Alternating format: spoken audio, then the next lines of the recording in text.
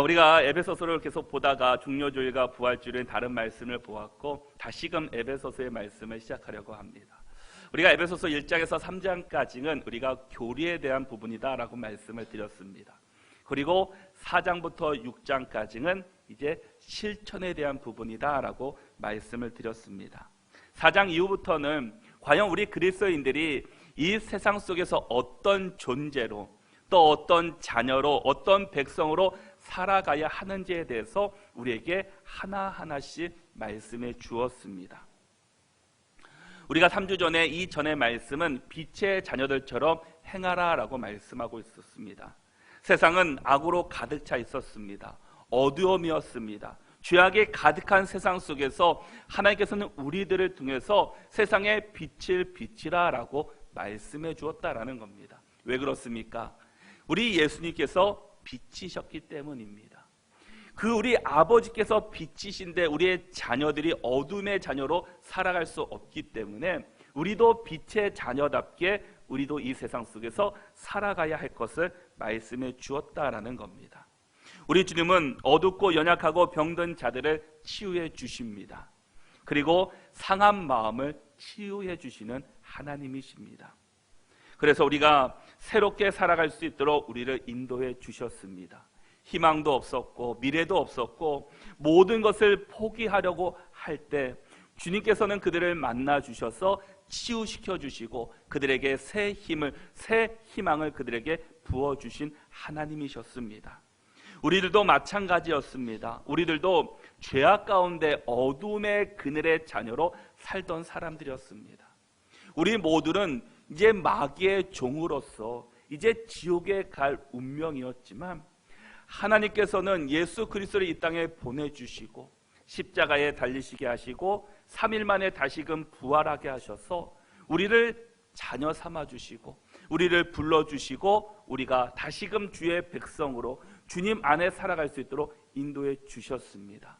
그 십자가 부활로 말미암아 우리의 모든 죄가 사함을 받을 수 있었고 우리 모두가 주 앞에 이제는 나갈 수 있는 믿음의 사람들이 되었다라는 겁니다. 우리도 어둠이었고 죽어야 했지만 예수 그리스도로 말미암아 새 생명, 새로운 삶을 얻은 사람이었습니다.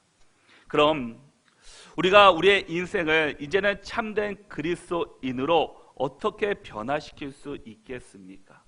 여러분 나름대로 몸부림쳐봤고 또 나름대로 수고해봤고 나름대로 노력해 보았습니다. 나름대로 기도도 열심히 했고 또 예배 가운데 열심히 드렸고 또 말씀 앞에 온전히 서기 위해서 참 힘든 시간들을 보냈습니다. 그럼에도 불구하고 때로는 우리가 다시금 옛 모습으로 돌아갔던 또 과거의 모습으로 돌아가는 또 우리의 모습을 보고 나 스스로가 또한 실망하고 좌절할 때도 참 많이 있었다라는 겁니다. 그럼에도 불구하고 하나님께서는 우리에게 정말 진정한 그리스도인답게 주님의 자녀답게 살아가야 한다라고 우리들에게 말씀해 주셨습니다. 그러기에 우리가 어떤 상황 속에서도 우리 가운데 말씀을 떠나서는 우리는 살아갈 수 없는 존재입니다. 내가 때로는 실수하고 넘어질 수 있습니다. 그러나 우리에게 중요한 것은 하나님의 말씀을 놓지 않는 것이다라는 겁니다. 어떻게 해서든지 주의 말씀을 읽고 주의 말씀을 묵상하고 그 말씀대로 그래도 한 가지로라도 살아가려고 노력할 때 하나님께서 우리의 삶을 변화시켜 주실 것이고 분명히 우리가 복음으로 말미암아 새로운 인생을 살아갈 수 있게 될 것입니다. 우리 그리스도인들 참된 그리스도인으로서 이 세상 속에서 하나님의 나라를 세워가야 하는 존재들입니다. 그러기 위해서 우리가 어떻게 해야 됩니까? 오늘 본문 말씀의 제목이 무엇입니까? 성령 충만할 때 우리는 변화됩니다. 우리 같이 한번 읽어보겠습니다. 성령 충만할 때 우리는 변화됩니다. 이 말씀밖에 없다라는 겁니다. 우리가 변화되고 싶으면 우리가 성령 충만해야 합니다. 우리 15절 말씀을 같이 한번 먼저 읽어보도록 하겠습니다. 함께 읽겠습니다. 그런즉 너희가 어떻게 행할지를 자세히 주의하여 지혜 없는 자 같이 하지 말고 오직 지혜 있는 자 같이 하여. 아멘. 사도 바울은 그 너희가 어떻게 행할지를 자세히 주의하여 라고 말씀하고 있습니다. 우리가 이 땅에서 그리스도인으로서 어떻게 살아가야 할지에 대해서 스스로 질문을 던져야 한다는 겁니다. 그리고 어떤 것이 진정한 그리스도인의 모습인지를 우리가 생각해 보아야 합니다. 성장하는 성도는 문제에 대해서 자세히 살펴보고 주의하여 분별하는 사람들입니다. 그리고 그 후에 행동하는 사람들이다라는 겁니다. 우리가 말씀을 받고 우리 스스로 말씀을 묵상합니다. 그런데 우리가 묵상한 것으로 끝나면 안 된다라는 겁니다. 우리가 하나님의 말씀을 읽습니다. 말씀을 받습니다. 그것으로 끝나면 안 된다라는 겁니다. 그 이후의 삶이 우리에게 살아낼 수 있는 이유가 되어야 한다라는 겁니다. 그것들은 하나님의 말씀을 우리가 읽고 받고 묵상하는 것은 그 이후의 삶을 살기 위한 우리에게 힘을 주는 능력이다라는 겁니다. 그런데 우리가 말씀을 듣고 읽고 우리가 보았지만 묵상했지만 그것으로 멈춘다면 그 말씀 안에서는 우리 가운데 어떠한 영향도 나타나지 않는다라는 겁니다. 우리가 예배드리는 이유도 무엇이겠습니까? 이 시간에 앉아서 말씀을 듣는 이유도 우리가 한 주간에 살아갈 하나님의 에너지를 얻는 시간이다라는 겁니다. 진정으로 살아낼 수 있는 것은 우리가 축도가 끝나고 이 성전을 나간 다음부터가 진짜로 여러분들이 살아내야 할 믿음의 자리다라는 겁니다. 그러기에 우리가 어떤 삶을 살든지 우리는 성장해야 되고 하나님 주신 말씀대로 행동하는 믿음의 성도들이 되어야 한다라는 겁니다. 행동을 위해서는 우리 그리스도인들은 늘 조심해야 합니다. 우리가 어떤 것이 하나님의 합당한 뜻인가, 하나님께서 주신 말씀이 무엇인지를 우리가 올바로 분별하면서 우리가 주님 앞에 나가야 한다라는 겁니다. 우리가 지혜롭지 않은 행동을 통해 우리가 하나님의 일하심을 우리가 방해하고 막을 수도 있기 때문입니다. 우리가 마음에 내키는 대로 보이는 대로 충동적으로 행동하면 우리는 지혜롭지 못한 행동을 하고 나중에는 후회만 남게 될 것입니다. 그래서 자세히 주의하여서 하나님께서 주신 지혜가 무엇인가, 또 하나님의 뜻이 무엇인지를 잘 분별하며 살아갈 수 있는 우리 모두가 될 수 있기를 바랍니다. 기독교는 그 믿는 것과 사는 것이 차이가 날 때, 문제가 생길 때 거기서 분열이 일어나고 어려움을 겪게 됩니다. 그것은 우리의 삶도 마찬가지일 것입니다.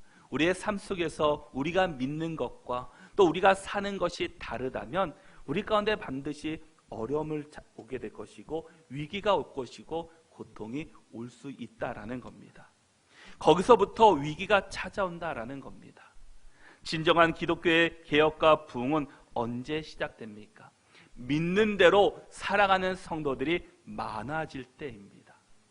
믿는 것과 사는 것이 차이가 있는 것이 아니라 믿는 대로 살아가는 성도들이 많이 있을 때 다시금 기독교는 다시금 일어날 것이고 교회는 다시금 부흥하게 될 것입니다. 초기 교회는 성령으로 충만했습니다. 교회가 부흥됐습니다. 그 이유가 기도와 말씀에 집중했기 때문입니다. 다른 것에 우리가 시선을 돌리지 않고 온전히 하나님께 매달렸고 오직 기도와 말씀 안에 온전히 머물렀을 때 그들 가운데 하나님의 놀라운 역사가 부흥의 현장을 그곳에서 우리가 발견할 수 있었다라는 겁니다. 그러나 그것만 있었던 것이 아니라 그 말씀대로 살아가려고 하는 그 초기 교회의 놀라운 일들이 있었다라는 겁니다. 자기 것을 자기 것으로 여기지 아니하고 더 필요한 사람들에게 나누어주고 다른 사람들을 보살피고 다른 사람들을 세워주는 일에 힘썼던 초기 교회 성도들의 모습을 우리가 볼 수 있었다라는 겁니다. 가정의 변화, 교회의 변화의 시작은 어디입니까? 바로 우리가 말씀과 삶이 일치될 때이다라는 겁니다. 목사는 설교한 대로 살아가는 거고 성도는 말씀을 읽은 대로 받은 대로 살아가는 성도들이 많을 때 그 목사와 성도가 함께 연합될 때 그 교회가 변화되고 그 가정이 변화의 시작이 일어난다라는 겁니다. 그러나 그렇게 살려고 애쓰고 몸부림치고 회개하고 애통할 때 반드시 우리 안에 변화는 일어날 것입니다. 우리가 하나님의 말씀대로 완벽하게 살 수는 없습니다. 그 말씀대로 우리가 온전히 지키기도 때로는 어려운 것도 있습니다. 그러나 우리가 몸부림칠 때, 그렇게 살아가려고 우리가 수고하고 헌신할 때 진정한 변화의 역사가 우리 가운데 나타난다라는 겁니다. 말씀을 듣고 순종하며 살려는 사람들을 가리켜 성경은 그들의 지혜로운 사람이다라고 말씀해 주고 있습니다. 지혜 있는 사람은 지혜롭게 인생을 설계하고 지혜롭게 시간을 관리하며 지혜롭게 자기에게 주어진 힘을 사용하는 사람입니다. 또한 지혜롭게 주어진 환경과 여건 속에서 하나님 나라를 위해서, 하나님의 영광을 위해서 사용하는 사람이 진정한 그리스도인의 모습이다라는 겁니다. 우리 그리스도인들은 지혜롭게 이 세상을 살아가야 합니다. 그러기 위해서 오늘 본문에서는 우리에게 세 가지를 먼저 말씀해 주고 있습니다. 그 첫 번째가 세월을 아껴야 한다라는 겁니다. 우리 16절의 말씀을 같이 한번 읽겠습니다. 세월을 아끼라, 때가 악하니라. 아멘.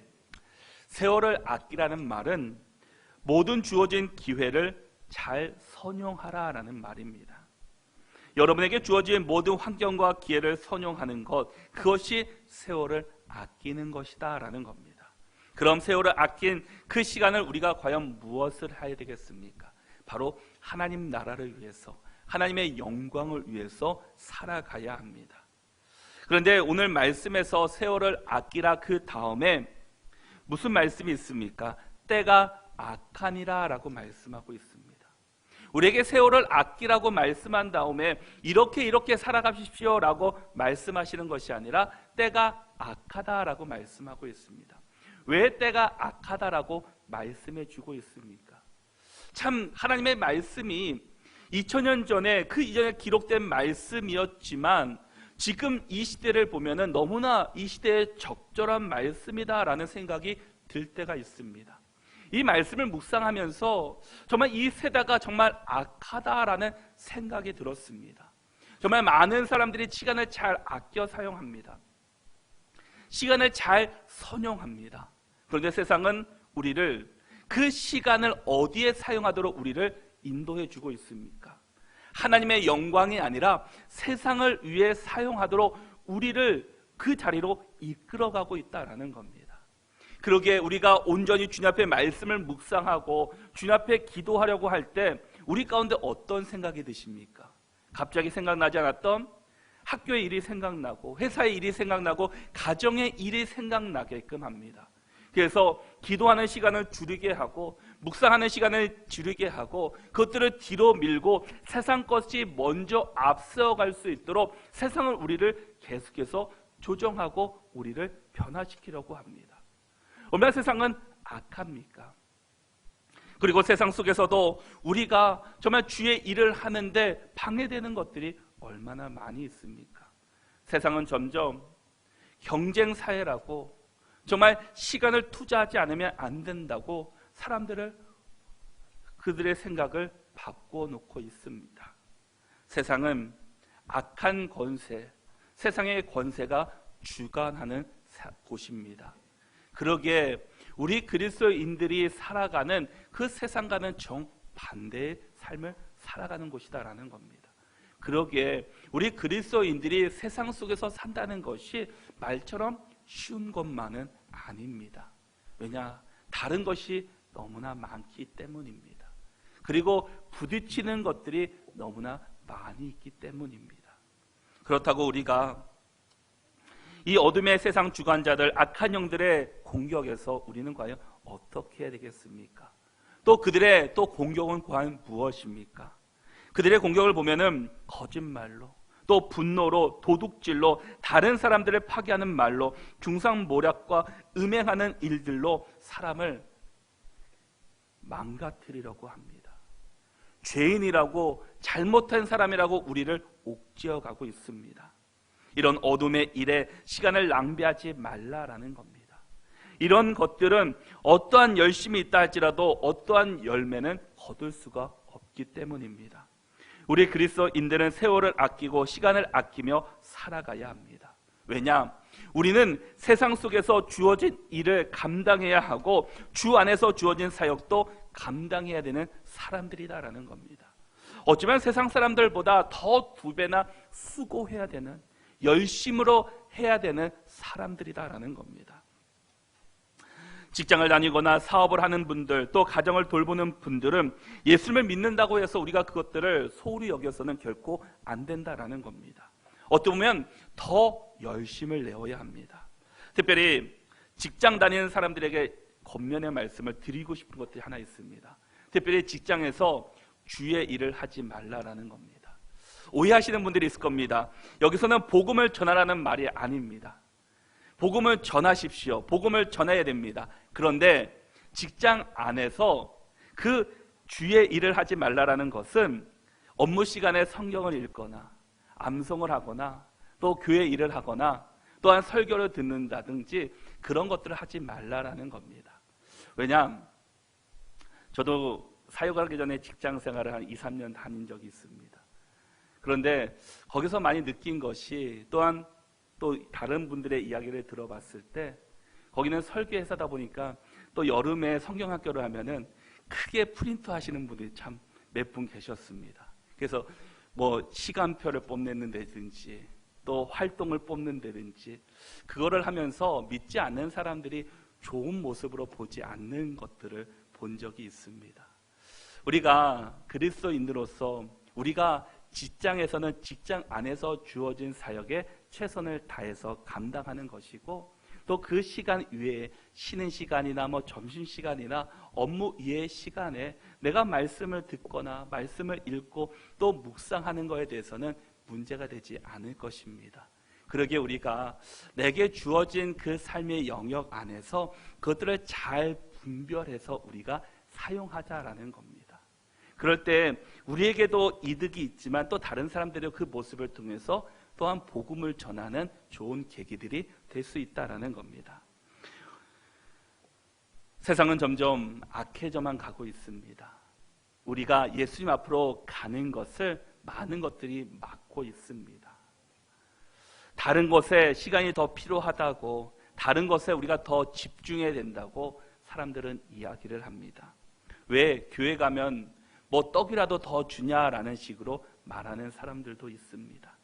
그러나 사실은 우리가 교회에 나오는 것 떡 이상의 우리에게 생명을 주시는 하나님이 계십니다. 우리에게 새 생명을 주신 분이시다라는 겁니다. 생명만큼 소중한 것이 어디겠습니까? 생명만큼 세상에서 그 어떤 것과도 바꿀 수 있는 것은 없을 것입니다. 그러기에 우리에게 주어진 시간들 다 똑같이 24시간이 하루에 주어졌습니다. 그것 주어진 시간을 잘 선용하셔서 정말 세월을 아끼고 하나님께 영광 돌리는 삶을 살아가는 우리 모두가 다 되시기를 바랍니다. 두 번째는 어리석은 자가 되지 말라라는 겁니다. 어리석은 자가 되지 말아야 한다라고 말해주고 있습니다. 우리 17절의 말씀을 같이 한번 읽겠습니다. 함께 읽겠습니다. 그러므로 어리석은 자가 되지 말고 오직 주의 뜻이 무엇인가 이해하라. 아멘. 하나님께서 우리에게 지혜로운 사람은 어리석은 자가 되지 말아야 한다라고 말해주고 있습니다. 우리가 지혜로운 사람이 되어야 한다라는 겁니다. 무슨 일을 하든지 모든 분야에서 우리는 뛰어난 사람들이 되어야 합니다. 전문가가 되어야 합니다. 교회 때문에 세상 것에 소홀히 여기면 안 된다라는 겁니다. 이것 때문에 핑계대면 안 된다라는 겁니다. 우리가 예수도 잘 믿고 세상 속에서 주어진 일에 최선을 다하며 살아가는 선한 영향력을 끼칠 수 있는 사람들이 되어야 한다라는 겁니다. 우리가 세월을 아낄 수 있는 것은 우리가 주의 뜻이 무엇인지를 올바로 이해할 때입니다. 그리고 우리가 주의 뜻이 무엇인지를 잘 알 때 우리가 어리석은 자가 아니라 지혜로운 사람으로 우리가 살아낼 수 있습니다. 우리 모든 성도들이 어리석은 자가 되지 않기를 축복합니다. 우리 모두가 주의 뜻이 무엇인지를 잘 깨닫고 이해하여서 정말 우리가 지혜로운 사람이 되어서 하나님께 영광 돌릴 수 있는 우리 모두가 될 수 있기를 바랍니다. 성경을 보면은 바리새인이 나옵니다. 그들의 문제는 과연 무엇이었습니까? 그들의 문제는 열심이 없는 것이 아니라 하나님의 마음과 다르게 행동했기 때문이었습니다. 그래서 주님은 그들을 향해서 수많은 비유를 들어서 설명도 해주셨고 보여주셨고 말씀도 해주셨습니다. 그러나 그들은 전혀 깨닫지를 못했습니다. 왜냐? 세상의 것에 그들의 눈이 영적으로 가려졌기 때문입니다. 그것은 우리도 마찬가지입니다. 우리가 세상에 것으로 우리의 눈이 가려진다면 우리가 아무리 하나님의 말씀을 들어도 그 말씀이 나의 말씀이 될 수 없고 그 말씀 안에 온전히 우리가 누릴 수 없게 될 것입니다. 그러기에 우리가 성령의 충만함을 얻어야 한다라는 겁니다. 세상 것은 아무리 좋다 할지라도 우리의 영혼을 상하게 하는 것들입니다. 그래서 우리가 주의 말씀을 듣고 주의 말씀 앞에 온전히 누리도록 인도해 주는 것이 바로 하나님이시다라는 겁니다. 그러기에 우리는 늘 주님을 바라보며 그분께 기도해야 합니다. 세상의 것이 우리를 지배하지 않고 주님만이 나를 지배해 달라고 다스려 달라고 우리는 늘 기도해야 합니다. 그리고 늘 성령 충만하게 달라고 기도할 때 우리가 말씀을 읽을 때, 말씀을 받을 때, 말씀을 묵상할 때 그 말씀 안에서 우리에게 주시는 하나님의 음성을 우리가 올바로 들을 수 있게 된다라는 겁니다. 사실 바리새인들, 우리보다 못한 사람들은 결코 아니었습니다. 어찌 보면 겉으로 보면 우리보다 더 훌륭한 사람들입니다. 바리새인들은 이스라엘 민족 중에서 7,000명만 그 안에 들어갈 수 있는 소수 정예의 그 무리들이었습니다. 겉으로 보면 누구보다 말씀에 대해서 잘 알고 있었습니다.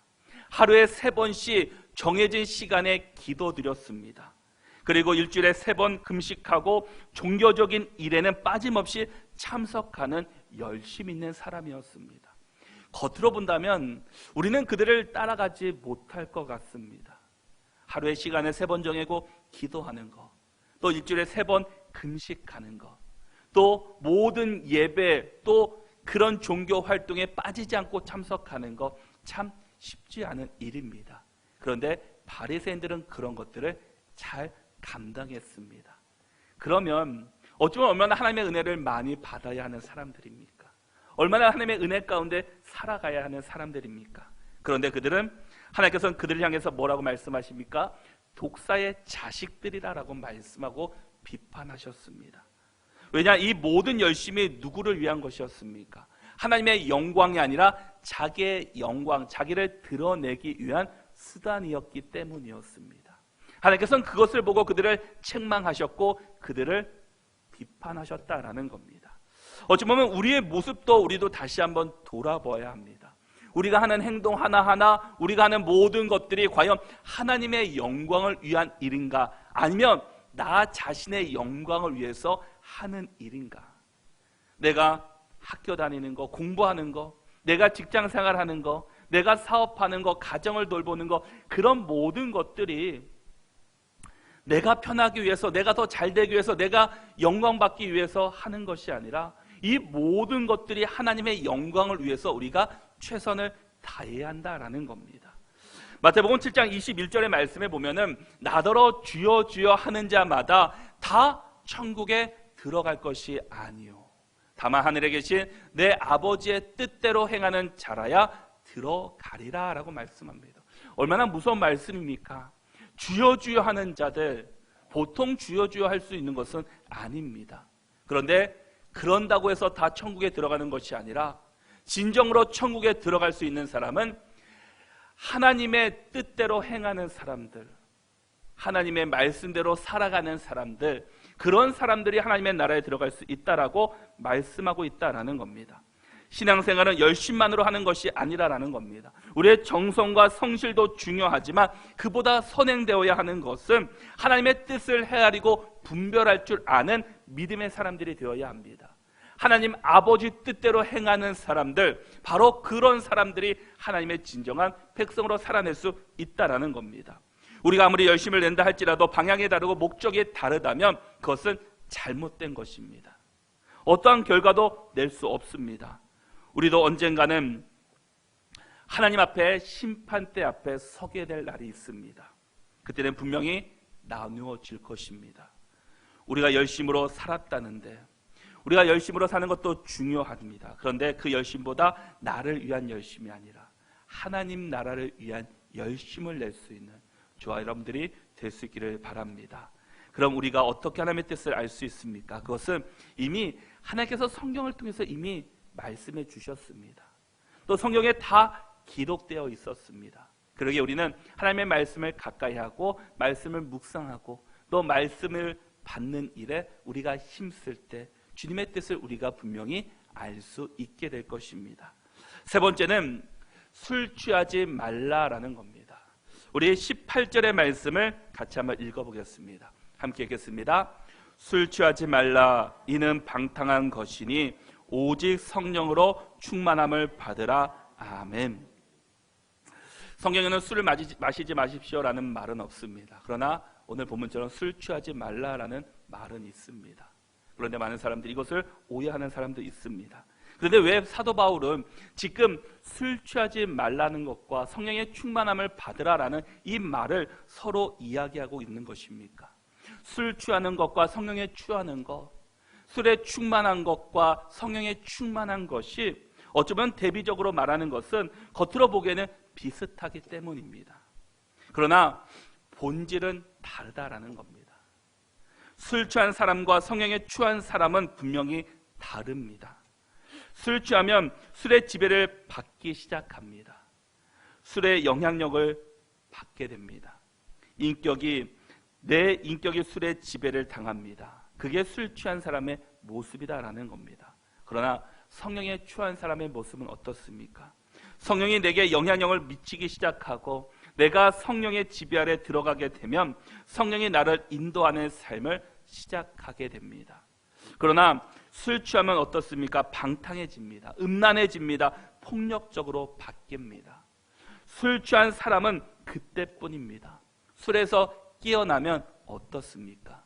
후회만 남게 된다는 겁니다.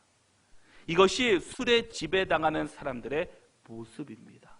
그런데 성령에 충만한 사람은 어떻습니까? 성령에 취하면 성령의 사람들과 함께 모이게 됩니다.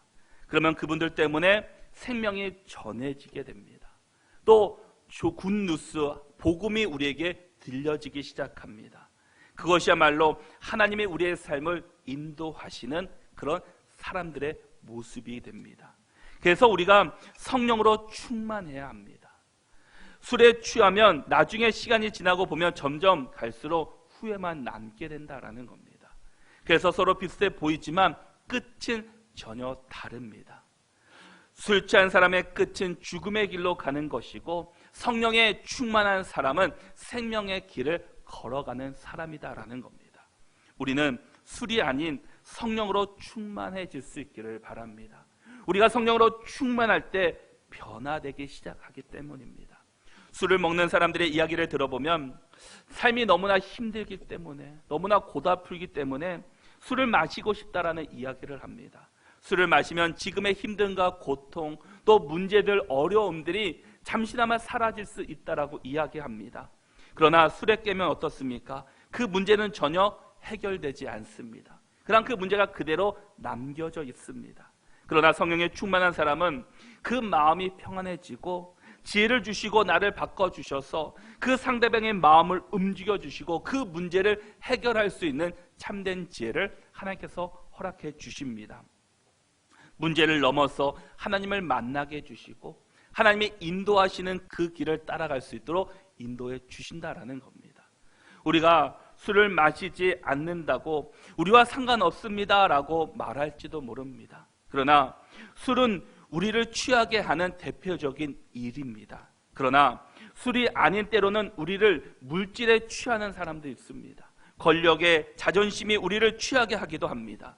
우리가 성령으로 충만하지 않으면 다른 것들이 우리를 올마매고 우리를 다른 것으로 취하게 한다라는 겁니다. 그러기에 우리는 성령으로 충만할 때 세상의 것을 다 밀어낼 수 있고 온전히 주님으로 우리는 새로워질 수 있게 됩니다.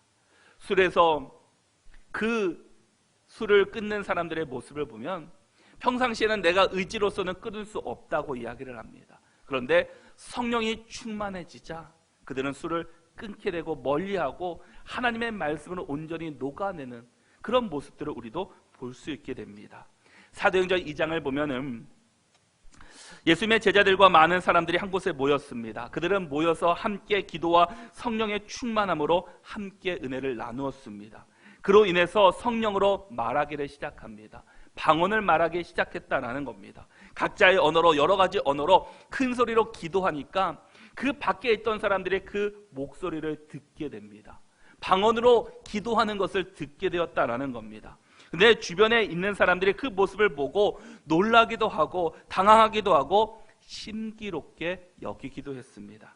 그런데 어떤 사람은 그 모습을 보면서 이렇게 이야기를 합니다. 사도행전 2장 13절의 말씀을 보면은 또 어떤 이들은 조롱하여 이르되 그들이 새 술에 취하였다 하더라라고 말해주고 있습니다. 초국교회 성도들이 기도하는 모습을 보고 어떤 사람은 조롱하기로 그들이 술에 취했습니다 라고 이야기를 하고 있다는 겁니다. 그때가 오전 3시였기 때문입니다. 그 사람들이 오전부터 술에 취해서 살아가고 있다라고 그들은 이야기했다라는 겁니다. 그러자 베드로가 11 사도들과 함께 서서 유대인들과 또 예루살렘에 사는 사람들에게 이렇게 말을 하고 있습니다. 사도행전 2장 15절 말씀에서 때가 제3신이 너희 생각과 같이 이 사람들이 취한 것이 아니라라고 이야기하고 있습니다. 성령에 충만한 사람, 주님 앞에 인도받는 사람, 주님의 자녀로 온전히 분별력을 가진 사람은 그 사람이 술에 취한 사람인지 성령에 취한 사람인지를 분별할 수 있다라는 겁니다. 베드로는 사람들에게 이 사람들은 취한 것이 아니라 성령으로 충만한 사람이었다라고 이야기하면서 요의 말씀을, 구약에 예언한 대로 요의 말씀을 그들에게 증거해 주는 모습들이 그 후에 기록되어 있습니다. 우리가 성령으로 충만할 때 우리는 놀랍게도 지혜로운 인생을 살아갈 수 있게 됩니다. 이런 모든 것들이 우리가 성령에 충만할 때 가능하다라는 겁니다. 세월을 아끼는 것, 어리석은 자가 되지 않는 것, 술 취하지 말라는 것, 이 모든 것들을 우리가 성령에 충만할 때 이 모든 것들을 감당해낼 수 있게 됩니다. 그러면 우리가 성령으로 충만하면 우리의 옛사람은 벗어버리고 새롭게 변화가 됩니다. 이제는 하나님의 자녀로서의 그 본질을 회복하며 우리의 삶이 온전히 주님 앞에 드리기로 결단을 하게 됩니다. 그러면 성령에 충만한 사람들의 변화된 모습은 어떻습니까? 우리 19절의 말씀을 같이 한번 읽겠습니다. 함께 읽겠습니다. 시와 찬송과 신령한 노래들로 서로 화답하며 너의 마음으로 주께 노래하며 찬송하며 아멘. 성령으로 충만하니까 그들의 삶이 어떻게 변화되었습니까? 예수님을 믿기 전에 그 마귀의 종에 있을 때는 거짓말을 했고 또 다른 사람을 아프게 했고 또 죄를 지었던 사람이 성령으로 충만하니까 그들의 입술에서 시가 나오고 찬송을 하고 신령한 노래들로 화답하는 찬양하는 모습들을 우리에게 보여주고 있다라는 겁니다. 우리가 올바르게 살아가는 것, 성령으로 충만하게 살아가는 것, 그런 사람들에게 주시는 하나님의 은혜가 얼마나 아름다운 것입니까? 하나님께서는 우리에게 다른 사람들을 세워주고 섬기며 다른 사람들을 높여주는 일에 우리를 사용해 주십니다. 그러기에 우리는 시와 찬송과 신령한 노래들로 다른 사람들을 권면하고 다른 사람들에게 전해주고 다른 사람들을 섬기는 일에 우리가 쓰임받아야 할 것입니다. 우리는 성령에 충만할 때 우리의 삶이 변화돼서 다른 사람도 변화시킬 수 있는 믿음의 사람들이 될 수 있게 됩니다. 여러분의 가정에서도 우리가 정말 주님을 만난 참 사람답게 성령에 충만한 사람답게 우리도 우리의 가정 가운데서 살아갈 수 있어야 합니다. 여러분의 남편에게, 아내에게, 자녀들에게, 여러분의 부모들에게 정말 만날 때마다 인상이 아니라 정말 밝은 표정으로 그들에게 사랑을 전할 수 있는 믿음의 사람들이 될 수 있기를 바랍니다. 저주의 말이 아니라 축복의 말을 해주시고 세워주는 말을 하시고 다른 사람들을 높여주는 늘 입술에 찬양이 끊이지 않는 믿음의 성도들이 되시기를 바랍니다. 또 한 가지는 우리 20절 말씀을 같이 한번 읽겠습니다. 함께 읽겠습니다. 범사에 우리 주 예수 그리스도의 이름으로 항상 아버지 하나님께 감사하며 아멘. 성령이 충만하면 나도 모르게 하나님께 감사가 흘러난다는 겁니다. 우리의 상황은 바뀌지 않았습니다. 늘 고난이었고 고통이었고 전혀 변화되지 않은 삶이었습니다. 그러나 성령이 충만하니까 우리의 입술이 그전에는 불평이었고 불만이었고 또 늘 없는 것에 우리가 늘 힘들어했지만 우리의 입술은 이제 성령의 충만함으로 바뀌게 되었다라는 겁니다. 감사합니다. 감사합니다. 나에게 시간 주셔서 감사합니다. 또 오늘을 살아갈 수 있는 생명을 주셔서 감사합니다. 내 가족을 주시고 내 자녀를 주셔서 감사합니다 라는 입술이 우리 가운데 끊이지 않는다라는 겁니다.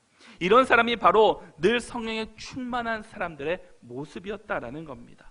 여전히 그대로 있는에도 불구하고 우리의 입술에서는 감사가 고백되는 아름다운 모습이 우리 가운데 있음을 보게 된다라는 겁니다. 무슨 조건에 의해서 감사하는 것이 아닙니다. 내 뜻이 이루어졌기 때문에 감사하는 것이 아닙니다. 성령님이 내 안에 계시고 우리 주님께서 우리를 주관하시니까 우리가 감사하지 않을 수 없었다라는 겁니다. 여러분에게 고난이 오고 핍박이 오고 때로는 손해를 보고 다른 사람들이 나를 힘들게 한다 할지라도 성령에 충만한 사람은 감사하는 사람이 된 줄 믿습니다. 더 이상 사람을 의지하는 것이 아니기 때문입니다. 하나님을 의지하는 사람이기 때문입니다. 우리 모두가 우리 입술에서 불평과 불만이 아니라 하나님의 말씀으로 성령의 충만함으로 늘 감사가 넘칠 수 있는 저와 여러분들이 되시기를 바랍니다. 마지막 한 가지는 21절의 말씀입니다. 우리 같이 한번 읽겠습니다. 그리스도를 경외함으로 피차 복종하라. 아멘. 성령에 충만한 사람은 이제 바라보는 시각이 바뀌었습니다. 세상을 바라보던 사람이었다면 이제는 하나님을 바라봅니다. 하나님을 경외합니다. 하나님의 말씀에 복종하게 됩니다. 이렇게 성령에 충만한 사람들의 그 시각과 그의 삶이 이렇게 바뀌었다라는 겁니다. 이전에는 세상 것을 어떻게 더 붙잡아 보려고 세상 것을 어떻게 더 의지해 보려고 노력했다면 이제는 그것이 아니라 하나님을 경외하는 하나님을 높이고 하나님밖에 없습니다. 하나님만을 의지하는 사람으로 변화됐다라는 겁니다. 그리스도를 경외한다는 것은 거룩한 두려움이 그 안에 있다라는 겁니다. 진정으로 예수님을 두려워하고 경외하면 우리는 말씀대로 살아가는 사람들이 되고 말 것입니다. 우리가 복종이라는 단어를 볼 때 많은 사람들이 부정적으로 생각하는 경우가 있습니다. 상대방에 의한 폭력과 무력으로 굴복시키는 것이라고 생각하게 됩니다. 그러나 그것은 우리가 주님 앞에 복종한다는 것은 우리의 주관자, 우리의 인생의 주인이 하나님이십니다라는 것을 고백하는 겁니다. 내 힘으로는 아무것도 할 수 없습니다. 내 능력으로는 아무것도 할 수 없습니다. 하나님께서 인도해 주셔야지만 가능합니다라는 그 고백이 이 복종 안에 담겨져 있습니다. 우리는 하나님의 말씀으로 살아가는 참된 그리스도인들이 되어야 합니다.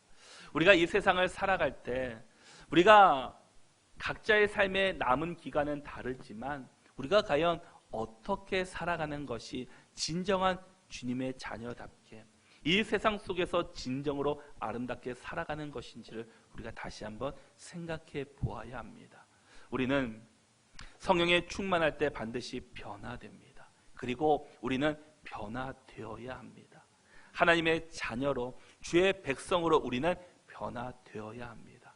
그것이 말로만 변화가 아니라 우리의 삶 속에서 그런 변화의 역사가 나타날 수 있는 우리 모두가 될 수 있기를 바랍니다. 그래서 우리에게 오늘 주신 말씀처럼 우리 모두가 성령에 충만하여서 우리가 변화되어서 진정으로 참된 그리스도인으로 살아낼 수 있는 복된 한 주간이 될 수 있기를 바랍니다. 그래서 우리 모든 성도들 한 사람도 빠짐없이 우리 모두가 다 성령에 충만하여서 하나님의 뜻을 이루어드리며 진정한 변화를 경험하는 저와 여러분들이 다 되시기를 바랍니다.